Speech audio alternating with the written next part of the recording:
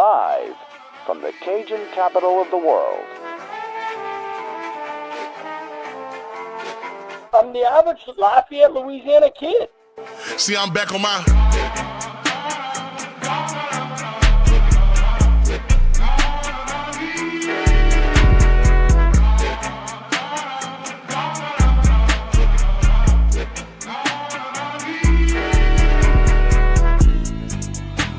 Hey, fellas. Hey, Brady Review said, congratulations. Say what's up, y'all. Yeah!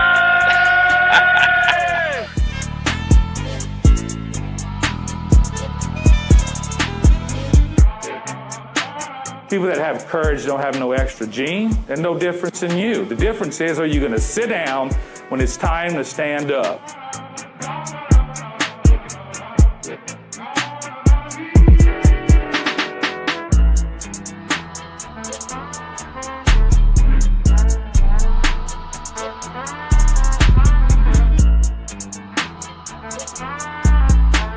Welcome into Ragin' Review Postgame Edition.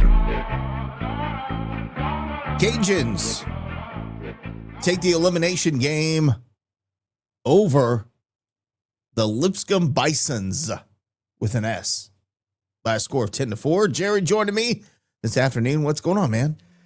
Whew. Much better than yesterday, man. I'll say that. We talked about it last night, Nick, on the postgame. Just come back out and play another day. And that's exactly what they did. I thought the team came out playing fast early on. And so, when you get most of the work done early on, you get to kind of stay loose towards the rest of the game. And it was, for the most part, I don't know about you, but I didn't feel too worried. I thought they took care of business, responded exactly the way they did from last night. So good win, and we look to see another day, man.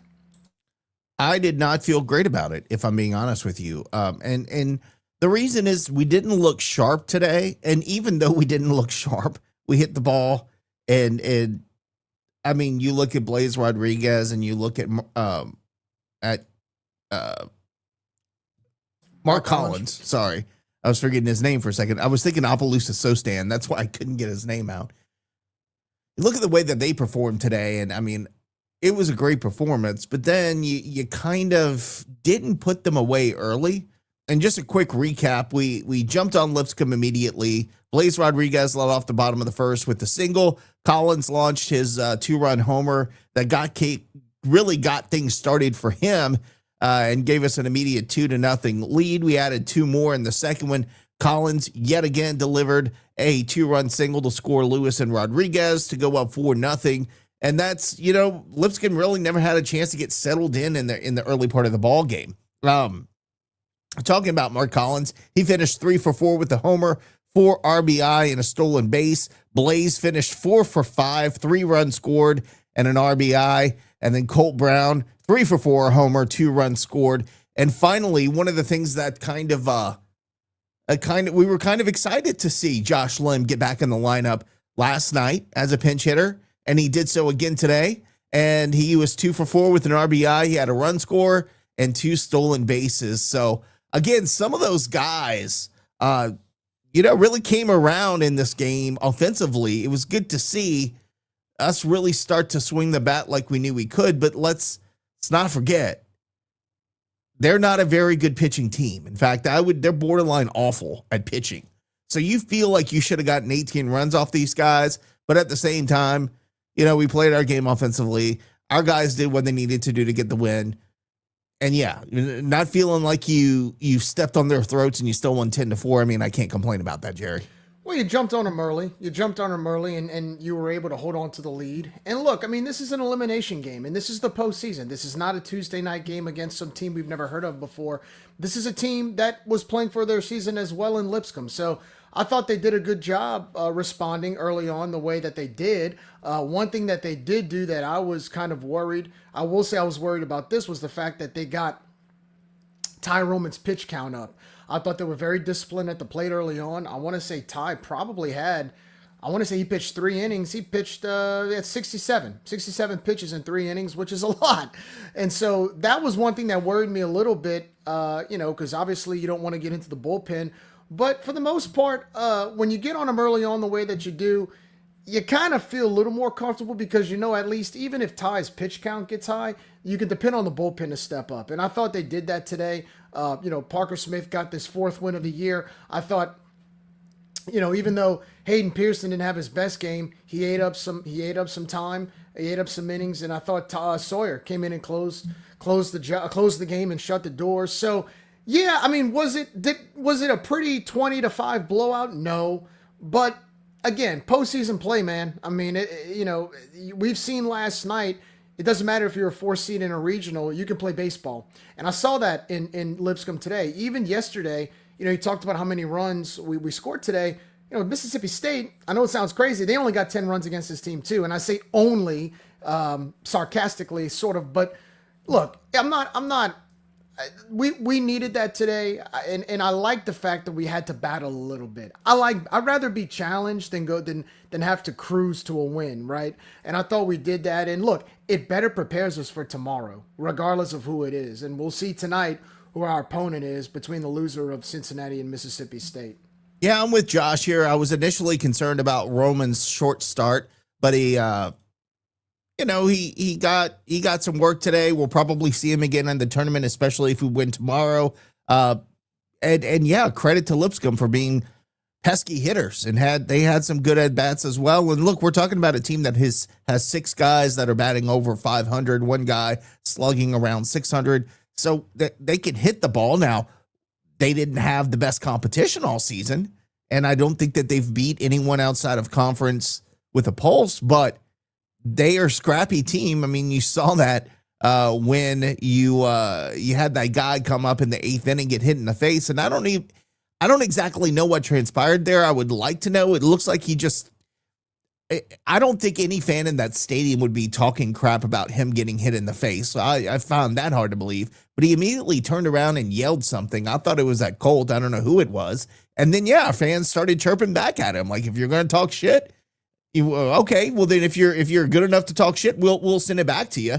And so that was weird. And their pitcher was talking crap and got a warning. So I don't know, man. Look, they had a little chip on their shoulder. I do appreciate that, but I still don't know what happened with that batter. I'd love to know if somebody was in attendance wants to clue us in. It'd be good to know what the hell happened there. Yeah, I was in the car on the way home listening to it on the radio, and Jay and Bab were talking about that, about how apparently the first base coach had to come in and hold the batter off, and the batter was saying something, and then the first base coach was talking to somebody in the stands, and I didn't see it. I just heard it on the radio, and Kayla and I are trying to listen in, like, what's going on? Is a fight about to break out? Because the way it sounded, it sounded pretty confrontational, but I'd have to go watch the replay to really see what went down on the broadcast. Yeah, if the guy would have gotten hit with a breaking pitch in the back or on the hip, you might have a little trash talking from the fans. Hey, hurry up to first base. But he got hit square in the face. And I think it sounded, the announcers were talking about it, but it looked kind of like what his ear protection might have broken off and scratched him. So that saved him, because that was a fastball right to the face. And he just got hit square in that ear protection, and thank goodness he's okay. So that's why I'm saying I don't think anybody would talk trash about it.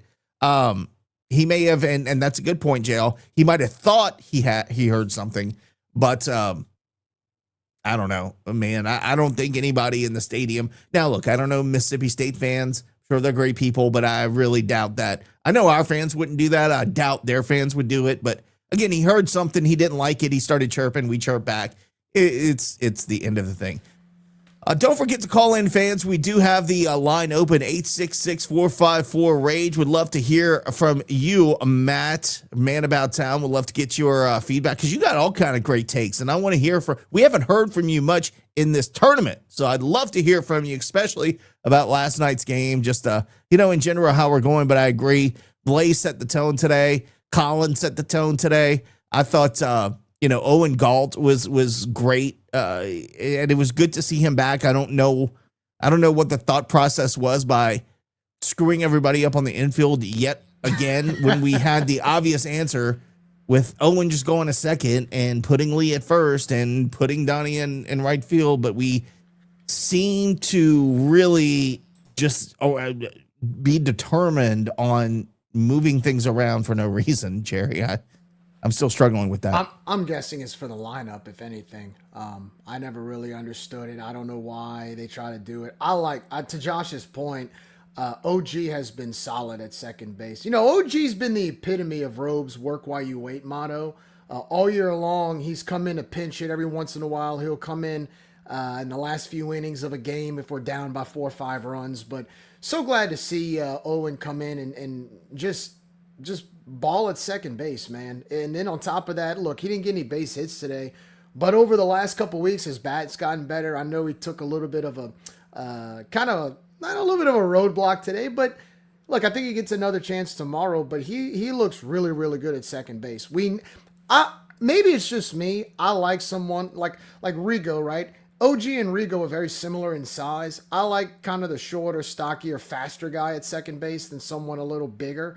I think the quickness makes a big difference. And when you have somebody that quick at second base, like you have OG, who played shortstop last year, and you've got Blaze at shortstop, that's a very, very dangerous infield, especially up the middle. So very pleased by OG's play at second base. It's really been a big gift over the last couple of weeks for him to fill that gap. 866-454-RAGE. Call in. We love to hear from you. We'd love to hear your thoughts. Bam wants to know, who do we cheer for tonight? He doesn't have YouTube. He don't have the YouTubes. Look, I would love to get another shot. Well, it's kind of split here. So whoever we face, we're going to be facing their number 3 pitcher. But I want a little bit of revenge on Cincinnati. But and the reason I'm saying Cincinnati is because I want that revenge game like we had against Texas a couple of years ago. I want that Jose game where he became a legend. I want that game that we get our ass kicked by a team first go round, but the second time ain't gonna happen. I want that to happen. So that's kind of why I'm pulling for Cincy. At the same time, it's tough to beat Mississippi State twice. Certainly, they're the home team. So that's what kind of, makes you kind of question whether or not you want a full Mississippi State crowd for 2 games in a row, or you want Cincinnati with their ridiculous offense for 2 games in a row, but they don't have any fans in the stadium. And on top of that, you got the damn cowbells and you got all that stuff. I don't know. I mean, I just want to play baseball. But again, that revenge game tomorrow where we could knock them out after they beat us, I don't know, Jerry. What are your thoughts there? I don't know, man. I just think either team's really good. Unfortunately, it's.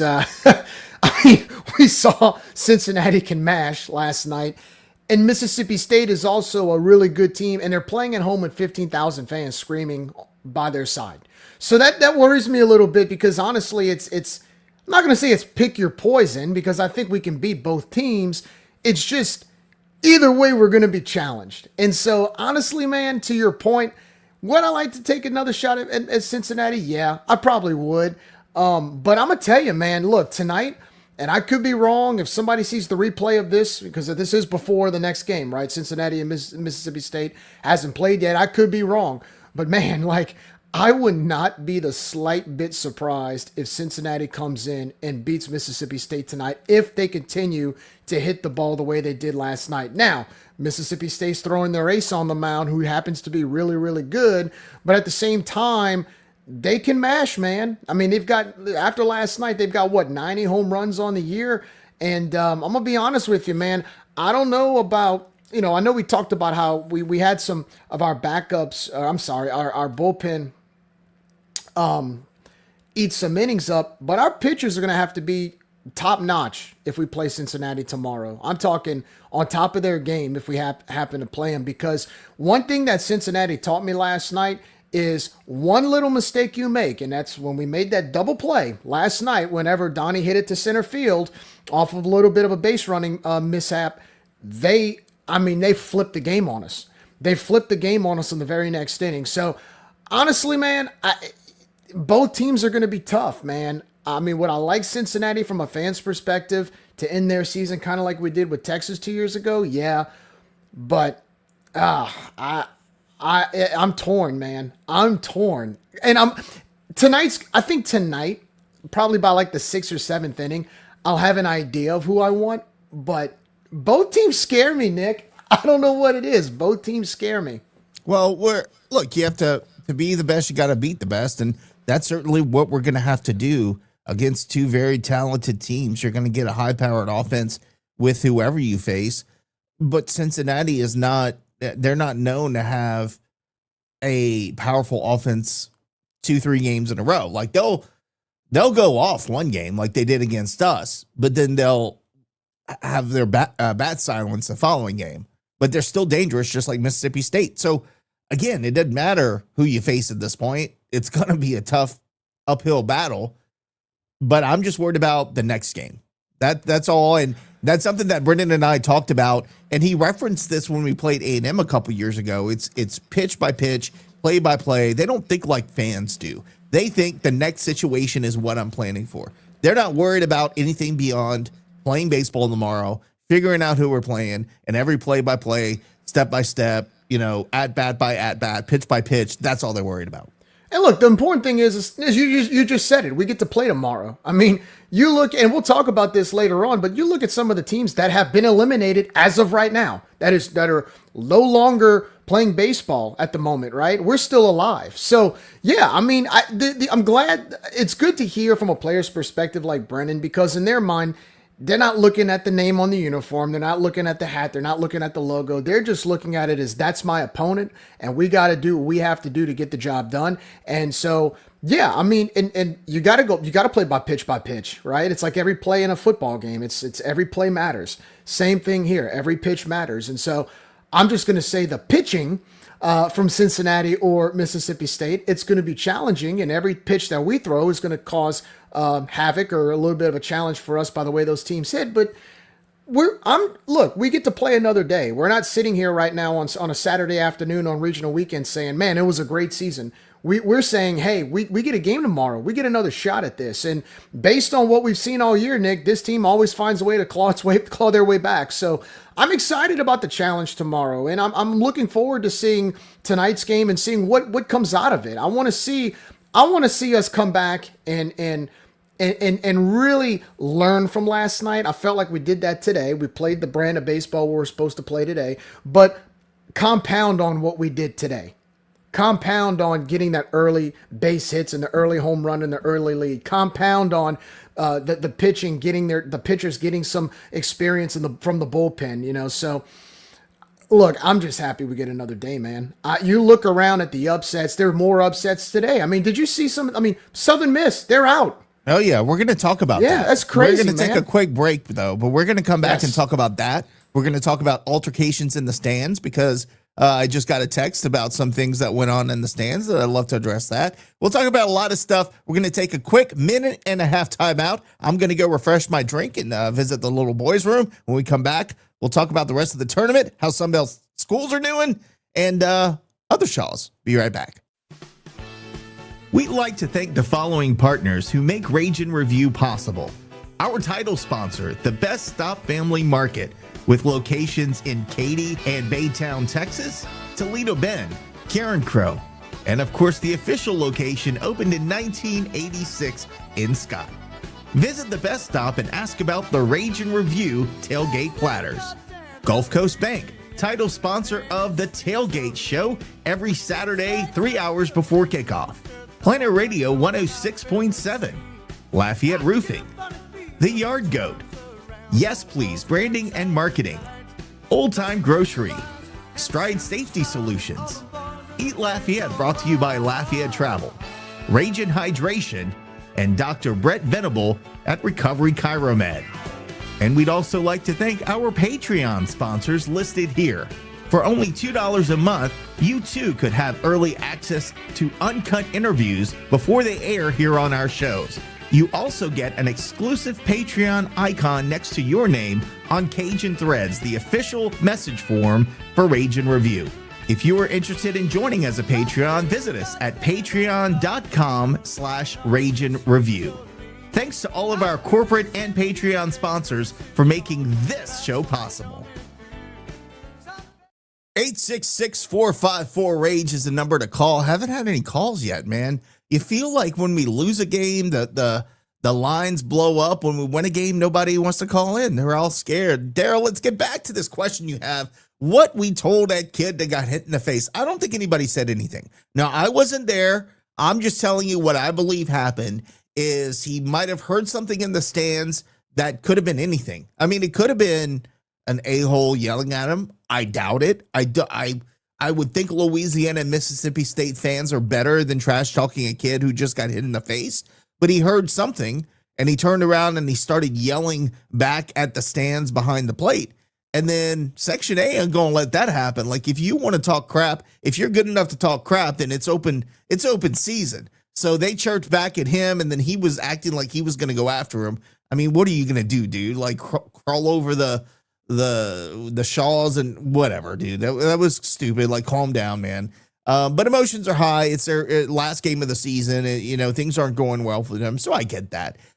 And then in one of our group texts, somebody who was at the game said that they had to intervene and de-escalate situations. In fact, tonight, according to them, some Lipscomb fans tried to get into it with one of our fans after that hit by pitch, and the guy who they were trying to go after is like the nicest guy ever. So I don't understand what started that. But apparently he tried to get between them, and the lady kind of touched his arm, tried to shove him, and he wasn't having any of that at that point. So I don't know. Again, parents and families get emotional in these types of situations.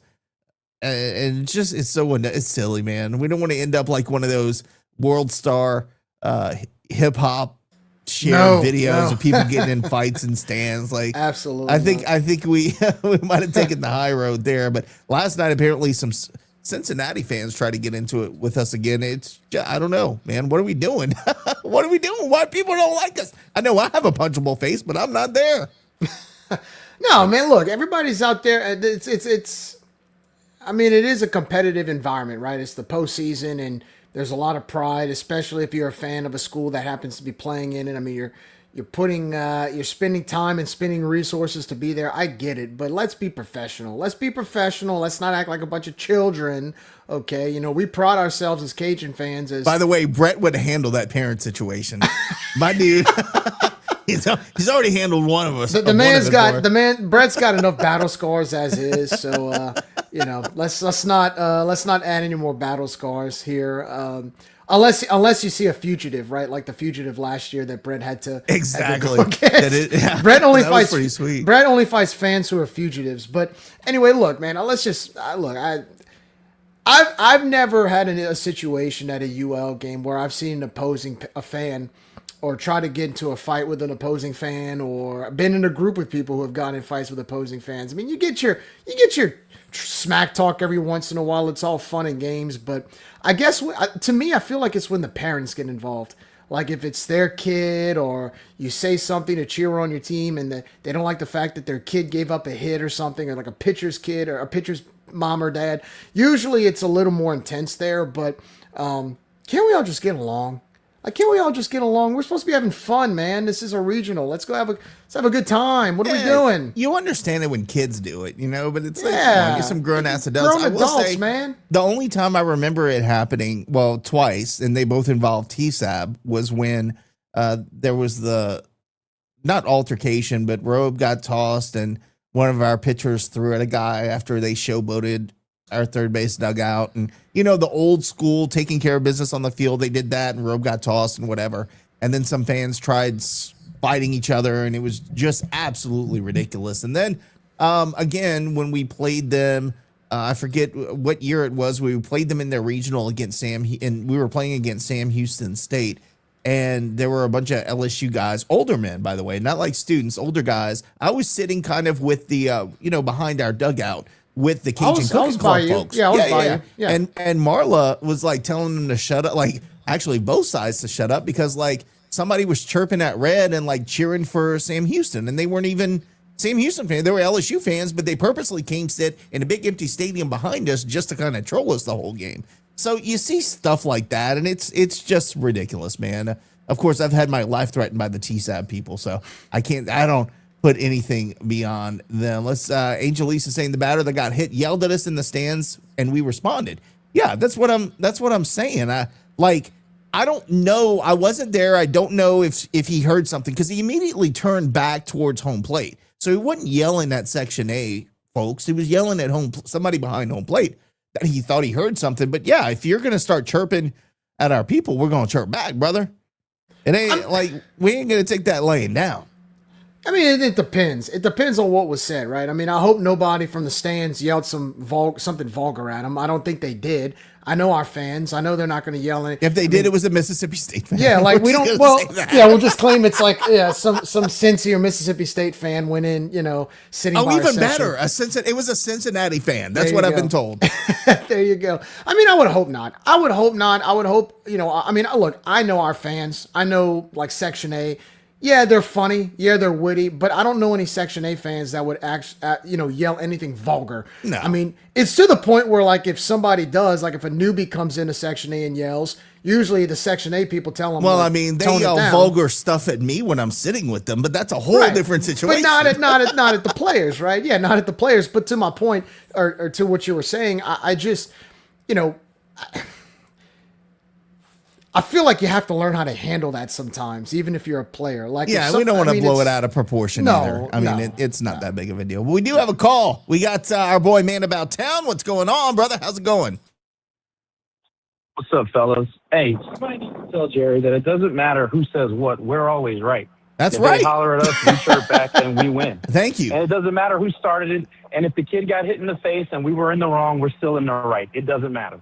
Thank you. But I agree. It was, and I'm only about 10% joking about that, but it seemed like watching the broadcast. And by the way, I'm sorry I've been kind of MIA. I'm on 38 right now from the beautiful Emerald Coast. Oh, you so poor thing! With the family, watch the game as I can. On the crystal clear beach. I know. I'm so sorry sorry to hear that, Josh. I'm really calling in to encourage some of the guys that are on the trip in Starkville to call in and give some background and some context. But today was kind of a weird game, wasn't it? Yeah, I thought that way too. I'm with you, and I think you and I were on the same wavelength the entire game when everybody else was talking. You and I were kind of like, "This is, it's weird." It was a weird game. It was odd because there were so many quality at bats. I mean, Blaze gave you 4 quality at bats today. Mark Collins, every time he stepped in the box, quality. And there were a couple guys that didn't get hits that had quality at bats. I mean, look at Lee Amade. He probably could have had 2 hits today. Didn't get rewarded, but really had quality at bats. It's strange sometimes how this offense kind of mimics Donnie. Like sometimes Donnie gets in the box, he looks like a professional hitter. Sometimes he gets in the box and he looks like he never hit before. It's odd, but you had several quality at bats, and then you had a lot of guys that got absolutely nothing out of the ABs, which was odd. We hadn't been doing that a whole lot lately, and I think that's what caused us to scuffle a lot during the regular season. It was like, super high highs with some guys and super low lows with others. I saw a lot of that today. It's really strange to see Blaze kind of struggle catching the ball. And I know today that was kind of a bang-bang play, and he drops the double play. It cost us a run. But, we saw a little bit of that in Montgomery. It's been weird to see that. I mean, I guess he was due to drop a few, right? I mean, he's been flawless the majority of the season. Well, I mean, think about Debo. Debo did that, later in the season, a couple seasons too, where you got later in the year and he kind of fumbled defensively, but he sure made up for that first fumble when he threw the guy out at home plate. That was one of the better plays I've ever seen. And he threw it from his back foot too. Well, even on that play, I mean, that's a ball he catches usually. Oh, absolutely. But I said it in the on the comments out. Galt's going to be a good second baseman for us. I mean, you can't. At this point, he's gotten enough reps where he's not only making the routine plays, he's making the kind of extraordinary plays. And, it's kind of exciting when you think about young shortstop, young second baseman. You probably see Donnie slide over to first base to be our first baseman, depending on how Trip Dobson comes back from his injury and how he develops over the offseason. But I think he'll end up at first base. I love him in right field. I think that's where he's going to play if he has a pro future. But, it's exciting to see the young guys up the middle just continue to get better and better and better. Holt Brown, one thing about the announcers this weekend, they've been not great. And I'm a Jack DeLongchamp fan. I've liked him on 11.7, and he's done some other really good things with ESPN for mid-major baseball, and I know you hate that, Nick, but he's done a good job of highlighting smaller schools. I'll put it that way. It's a bit overkill on the ESPN broadcast this weekend. It's been rough, especially against Cincinnati. I mean, my God, the on-air fellatio got to be nauseating. I had to mute the television. The center fielder. The center field is the really greatest. We got Willie Mays at center field for Cincinnati, according to those two. Even my 9-year-old daughter was like, "Who's the pick-me guy in the outfield?" Whole it got game. to be that bad. The whole game, even like in the eighth inning, Josh. Like, I don't know. I know. Some of it's over the top, dude. And look, it is entertaining. I get the entertaining element of it all. But I mean, come on, that's just we don't. That's not the baseball we know. But I wanted to give Jack some props for breaking down that Colt Brown home run. The way that he talked about how he pulled his hands in, and I think the exit velo was like 88 miles per hour off the bat, and it still cleared the first row. I don't know what's going on in Starkville. I don't know if the wind is like howling out, but there's been some balls hit that look like pop flies, and they fly out of the park. I mean, when Mark Collins, and look, that was a good strike. I think it was 100+ off the bat. That didn't look like a homer. That looked like 3 steps in front of the warning track, and the ball sails out of the park.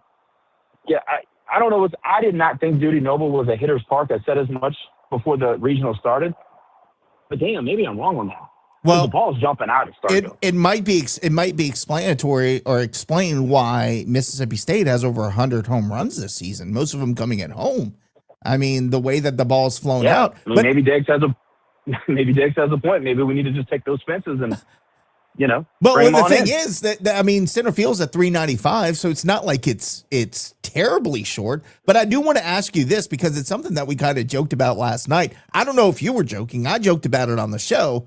But Cincinnati's that catcher would hit the ball off his hands at the bottom of the bat, and then that ball would fly out 425 feet. How does that happen, Josh? It's not just bats. The ball hit the tape on the damn cone. I mean, come on. You never want to be the guy to accuse somebody of using a little something extra.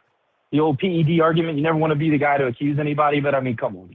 They try to tell me that I don't know if it was maybe their first baseman. They try to tell me he's a freshman. They try to tell me this kid's 18.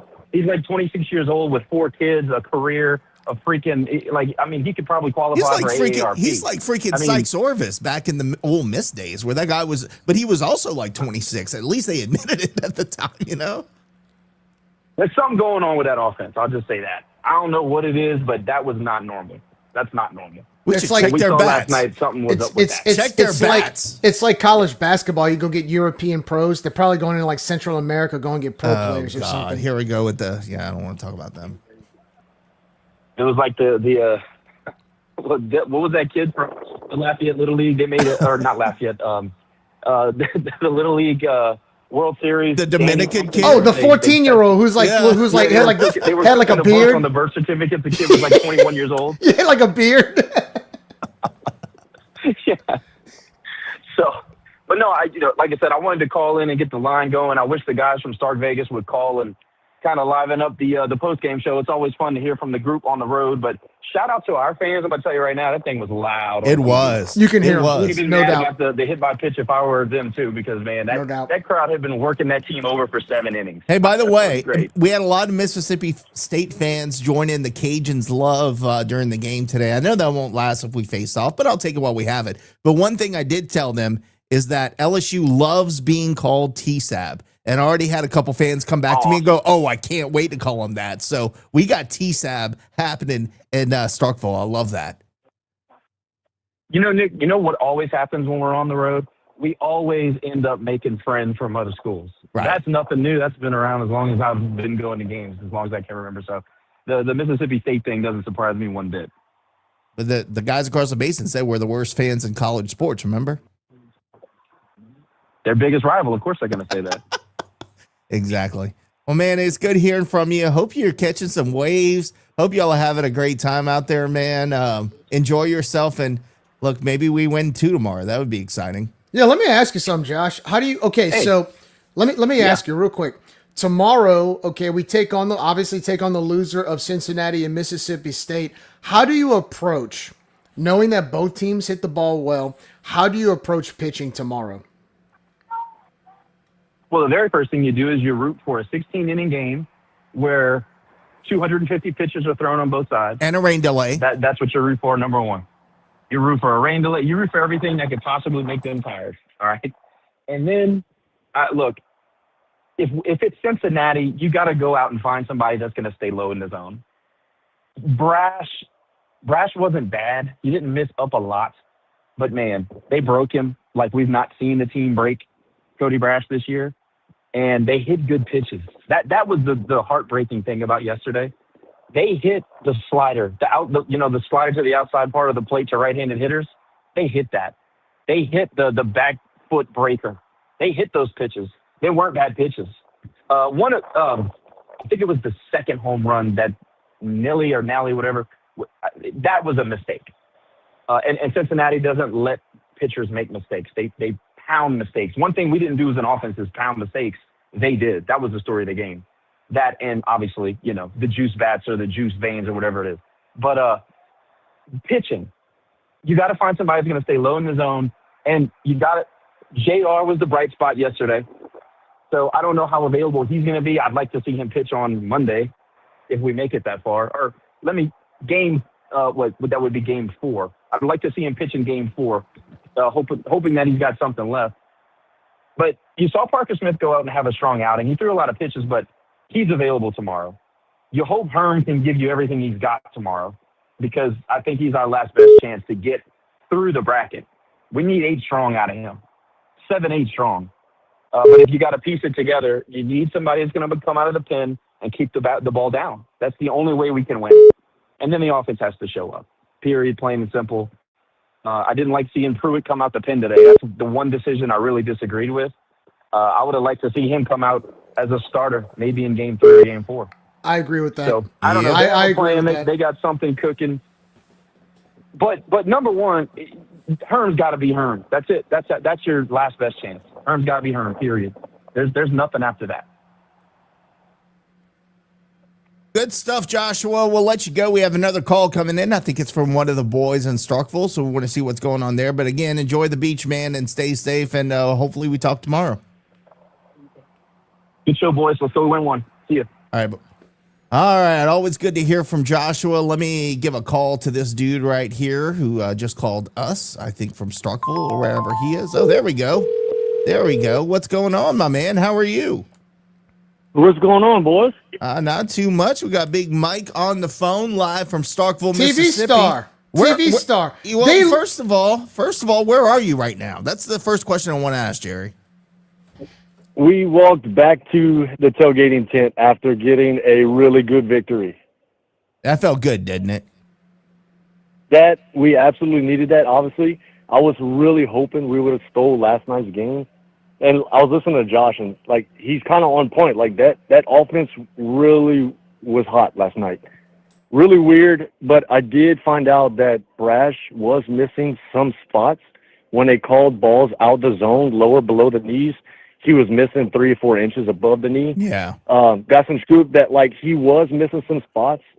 He didn't look too sharp, but I thought he started off good. Then they started getting their timing down. The second time in the lineup, third time to lineup, they were really getting their timing down. We just couldn't do anything offensively.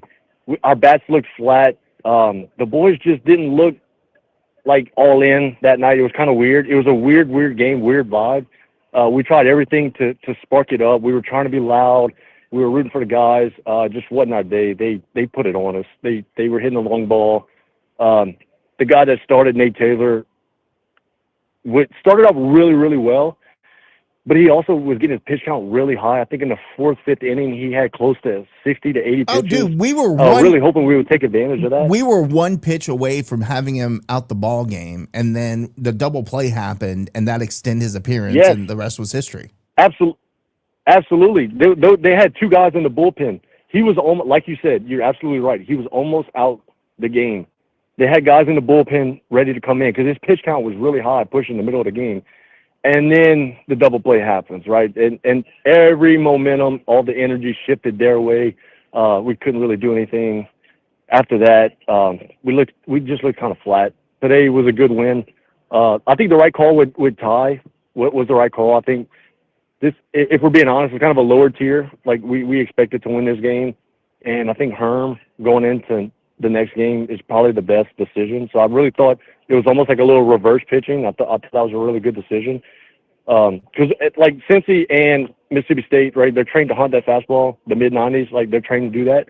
So I think with Herm coming in, he could change things up because those are some hot bats between both of those teams. I think we're actually going to walk in later tonight to check out that game because that's going to be a good offensive matchup between those two.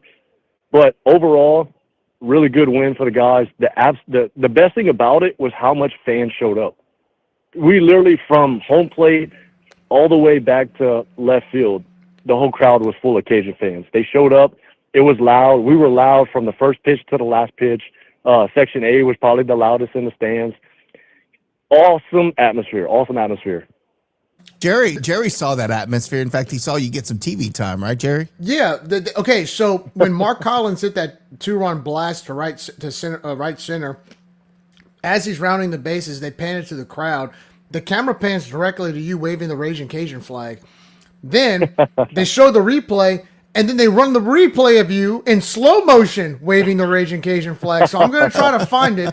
I'm going to send it to you. But we're at a friend's retirement party, and I was telling Nick, Kayla and I were watching the game on my phone, and literally they show you. I said, "Oh my God, that's Mike," and that's when I text you, like, Mike's waving the flag. So between Cole drinking out of his Delcom Reebok last night and you waving the flag, man, Rager Review's getting some TV time on national television. So that's right.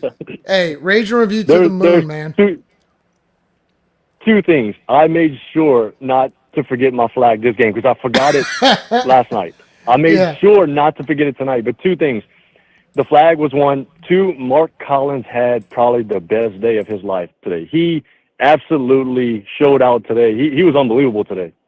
Can y'all not sing Opelousas So Stand when the man comes out to bat?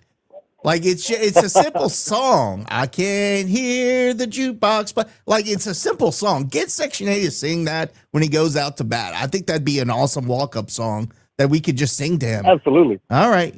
Spread that around tonight. I know maybe we need to print out the lyrics, give it to y'all, but it's very short, but it gets to the point. Opelousas So Stand needs to happen. I do want to ask you, by the way, Brett Benoit saying some dude had his shirt off. Yeah, Dougie Doug was out there with his tarp off, and then I think he was asked to put it back on. So he was trying to get naked in the stands, and we weren't letting him do that. Oh, poor Doug. Poor Doug was like, I'm drunk at like 10 o'clock this morning. And then he's like, I'm sober after this omelet. And then like 2 hours later, I'm drunk, guys. So who knows what's going on with that kid. I do want to ask you something we talked about and we weren't there, so we don't really know. I think somebody else commented here. UL Angel East was in Starkville and noticed it too. But what happened with the whole hit by pitch thing? That kid was yelling at somebody, but it wasn't you guys. But then he started chirping, I think, towards your direction, and y'all kind of let him have it back. Yep. I mean, if you're good enough to chirp, if you're not that injured, then yeah, you can take it too, right? Yeah. So I think on that, we obviously saw everything go down. I do think there was a lot of misunderstanding between the two ball clubs. So when he got hit in the head, we were not cheering. And I think something was said for AC, but AC said he said something, but it wasn't about the batter getting hit. The fans and the coaches thought AC said something about the player getting hit, which was not true. So I think there's a misunderstanding there. And then he turns around and points at us, the batter, and that escalated things. The first base coach walk towards home plate, and he's mouthing off to the fans. The dugout coach comes out looking at us, mouthing off to the stands. I think there was a misunderstanding somewhere. And then whenever everything they did, it escalated to the next level. And then the fans didn't like that. And we were chirping back because they were chirping. And then here comes Big Keb. Big Keb trying to de-escalate everything, I understand. Keb was involved. I think AC made his way up to the stands at the top, and he was talking to some of the fans, and then Keb tried to break it up. Yeah, I do think it was misunderstanding, but it got heated for sure. That's what I'm saying. AC is like one of the nicest guys you'll ever meet. Yeah. He's not the kind of guy who would do that. And you look, it could have been as simple as him going, all right, man, good job, take your bait or something like that. And then, yeah, I don't know. Yeah, it was sitting about bizarre. 5 rows before, so I don't know exactly what he said, but I did talk to him just now, and he said he did not say anything about the batter getting hit, nor was he celebrating it. So I think there was just a misunderstanding between the programs and the fans. That was bizarre, man. So you heard it here. It was a misunderstanding because our boy AC might have said something that had nothing to do with the batter getting hit. He wasn't making fun of him, and I think there was a misunderstanding that maybe the batter or the Lipscomb dugout or the coach thought that he did that, right? So we're clearing the record right here live on our post game. All right, our fans didn't say anything to instigate. It was just a misunderstanding. Apparently, Jay Bird kind of gave our fans a tongue lashing because of that. But yeah, maybe he didn't know the whole story either. Yeah, and we also want to have a classy fan base, right? We would never ever cheer on somebody getting drilled in the head, right? So that's where we would never ever celebrate that. So that's where I think the miscommunication was. Hey, by the way, how about the Mississippi State fans? They were all pulling for UL today. And I know that won't last. I know if we play them, it's going to be dirty and ugly, but at least it was a lot of fun today, right? Quick story. There were 4 or 5 guys that were sitting in the suites right behind the bricks, behind home plate. They started a Ragin' Cajun chant, and it escalated and ended up being all of our fan base doing it. They turned around and they high-fived us, and we were like cheering it on. They started it. They were absolutely cheering for us. I thought it was cool. They literally 4 or 5 guys started a Ragin' Cajun chant that escalated, and the whole stadium was doing it. I'm trying to get the TSAB thing started with them too, and it's catching on. They're starting to use TSAB. I love it, man. They might be our evil brothers. In fact, we might even make fans. I don't know. It may hurt our relationship with Mississippi State if Ole Miss starts liking us because of our hatred for TSAB. But they're posting on their Ole Miss fans are posting on our stuff now. You notice that? I know. Whenever it's with, we're all friends now, man. We're just a friendly fan base, I guess. We'll take it. I want to say something real quick. What's cool about the regional? It's a different atmosphere when you come out here. The fans and the parents they're brought in. It was high energy the whole time. But the best part about this was meeting all the parents. And when you meet the parents, you talk to them and they kind of tell you some things. And I think I just met Josh Lim's dad, and Josh Lim loves it here. He wants to come back. And the best thing about all this was when I was able to talk to all these parents, every single one of them talked about that freshman core. They saying how close they are, how they're all best friends. They live together. They grew up playing on the same travel ball together. So I was able to talk to Cole Brown's dad, Josh Lim's dad, and Drew Marco's dad. And like everything, the same things are happening up in conversations about that freshman core. And I think from what it sounds like, you never know exactly what happens, but I do think there's something in the works to where they're going to work their hardest to get that freshman class to stay. They're very close. They're absolutely talented. We're getting this far with 4, 5, 6 freshmen that are leading the way. So I just want to say that. I think they're bought in. They love the program. They love that playing for UL. And I think everybody is sold on keeping that freshman core together. And look, we're working on things too behind the scenes on our end, not with the university. This is a totally separate deal to try to keep these kids here. So it helps when you know that they want to be here. Then it makes us want to work even harder to keep them here. Not that they want $1 million to play, that they want to stay here. Mm-hmm. But again, we have quality guys that just want to be able to pay their bills and pay their car note and do other. They're not asking for a ridiculous amount of money. So it's something I was very against NIL to begin with, but now the more that it goes and the more you know these kids and what they're using that money for, I will take my money. And no, don't quote me on that, by the way. They love it here. They're bought in. From what it sounds like, not one freshman is looking to try and leave, put it that way. So I do think we need to try our very best to keep that here because, look, we made a regional with these guys. In 1-2 years, that might be the core that gets us over the hump. That might get us to the Super Omaha. So I like the vibe that we were getting out here, tailgating and meeting the parents. And, man, that's a special group. By the way, Troublemaker is in the chat celebrating 40 wins, starting an almost fight with the fans in the stadium today. So good job, AC. Will Heron also in the chat checking in from Hatties. Keep saying Hattiesburg. Starkville. He's definitely not in Hattiesburg because he'd be heading home right now.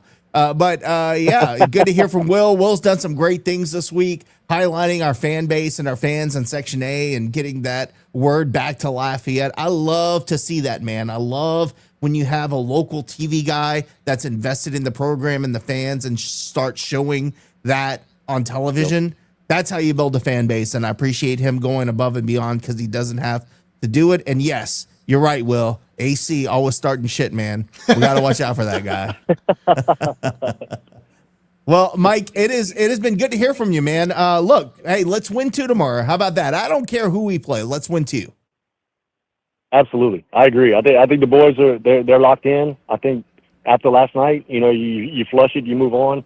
They played 10 times better today, so I do think they're ready and they want to win. I think Cincinnati kind of put a bad taste in their mouth because that was an ugly loss. So look, if you want to be the best, you got to play the best, right? We want Mississippi State. I do think I want to face them, so we got to go out and win it. Look, sounds good, brother. And I was going to say, man, look, y'all be safe tonight. Have a good time. Enjoy yourselves. But look, we need that same energy tomorrow at the Dude, okay? Nick and I were talking about it earlier. It sounded like the Teague in some moments earlier in the game today. Like, you guys brought the energy. It definitely felt like a home game for us. So great job to you guys. Great job to the fans that showed up. We're going to need that same energy tomorrow as well to win these games. I agree. Today was fun. They showed up, and they were very loud. All right, brother. Stay safe and watch out for those that pony club. I heard it's pretty bad. Don't go there. That was all Andrew. I'm staying away. All right, brother. Y'all have fun. Stay safe. We'll talk tomorrow. All right, later, boys. See you, bud. 866-454-RAGE if you want to get in. James Carrier, my man, with another $10 donation. Hey, this is what we're gonna do. We're gonna take this $10 donation and kick off our NIL fundraiser for the boys to keep those freshmen here. So that $10, James, just started something that we are going to use for a really good thing. So you're talking about keeping the freshmen, talking about let Amade be granted a 5th year, which I don't know is the case, but I'm saying sue them anyway and hopefully get it because his dad's an attorney. He can do all that stuff. He knows about all that. But we'll take that $10 and we'll say James Carrier was our first donation towards an NIL fund to get these keep these Fab 5 here or Fab 6 or however many freshmen we have that are really making impact. Keep them in Lafayette. I think that's really important, Jerry.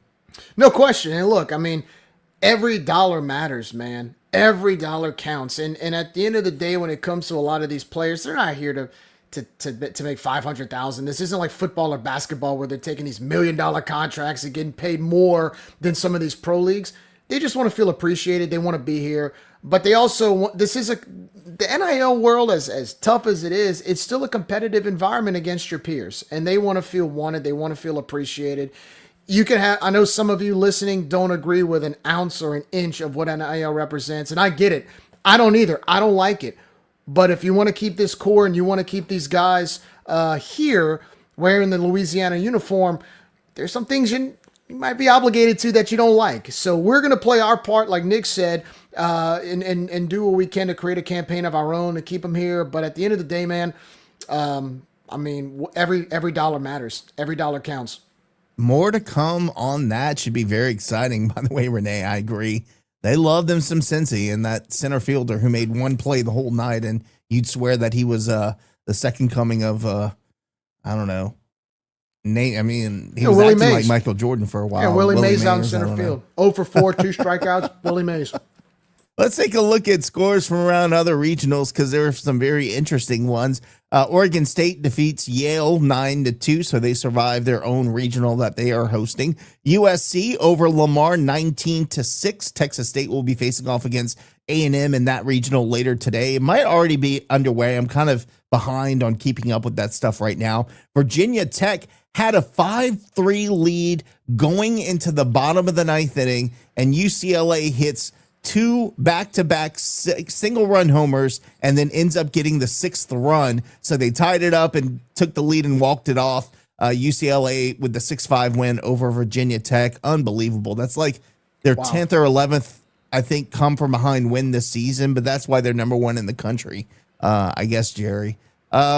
Auburn survives being eliminated from their own regional in a high-scoring game, 17-13. Troy moves on out of the elimination bracket, and that just disappeared from my view. 15-7 over Rider. UC Santa Barbara moves past Holy Cross 15-1. Arizona State eliminates South Dakota State by a score of 17-0. Alabama State losing to Oklahoma State by only 1 run in extra innings, 8-7. Wow. I see you nodding, Jerry. That's a surprising turn of events there. You'd think Oklahoma State with their budget could easily take care of Alabama State, but that is not the case in college baseball, dude. Postseason, man. Postseason. It does some crazy things. Yeah, the Citadel squeaks by UIC by a score of 9-8 in a very Citadel-heavy fan base there. And I think they're in North Carolina. Chapel Hill. Yeah. So very close game. That also went to extras. Virginia takes the extra innings win over Southern Miss. Southern Miss is now out of their own regional after going 0-2. You know, I could be an a-hole and poke the Southern Miss fans, but I think I don't hate them enough to do that. If it were Louisiana Tech, we could have that conversation, but we've been getting along with Southern Miss fans recently, and I feel for them, man. That tough. Shocked me. That legitimately shocked me. Me too. And look, the Hattiesburg regional is actually a very challenging one. I did not expect them to go 0-2. I knew after losing to Little Rock yesterday and seeing them get stuck with Virginia that it would be a massive challenge.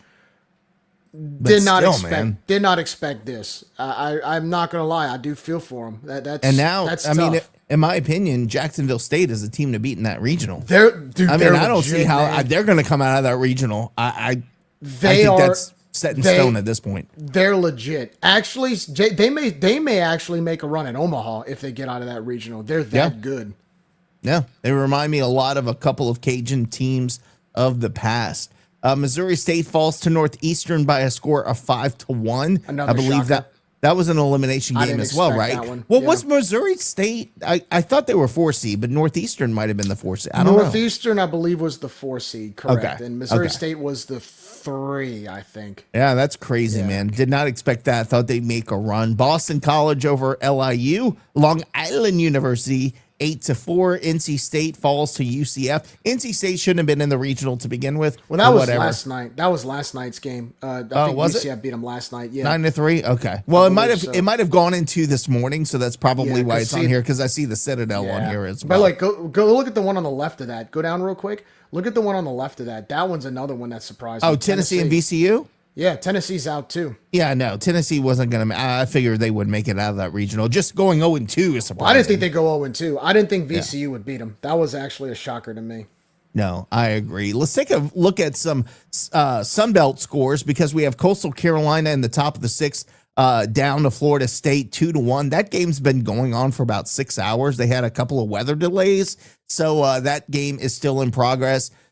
You know, whether Florida State, who's the host, or Coastal Carolina gets eliminated, either way, eye-opening, shocking that one of those teams is going 2-Q in the regional.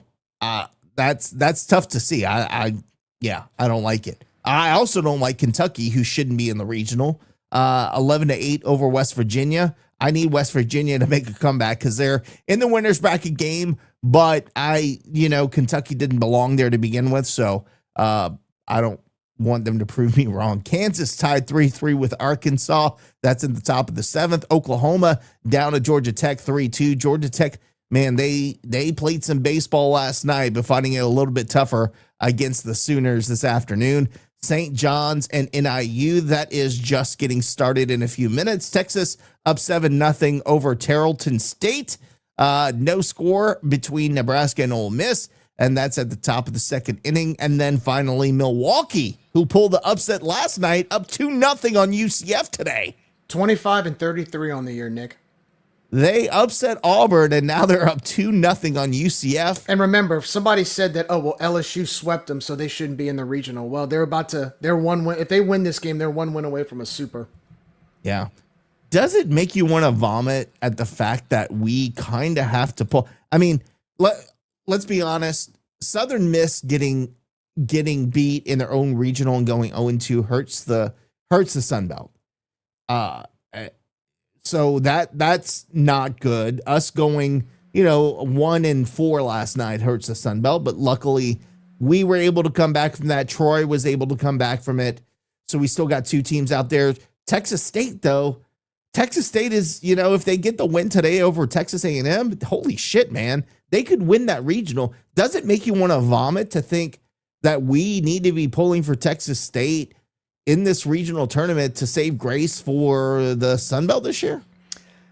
Yeah, kind of. But you know what? It feels a little bit better knowing we beat them twice last Saturday to send them home from the Sun Belt tournament, so it doesn't hurt me as much.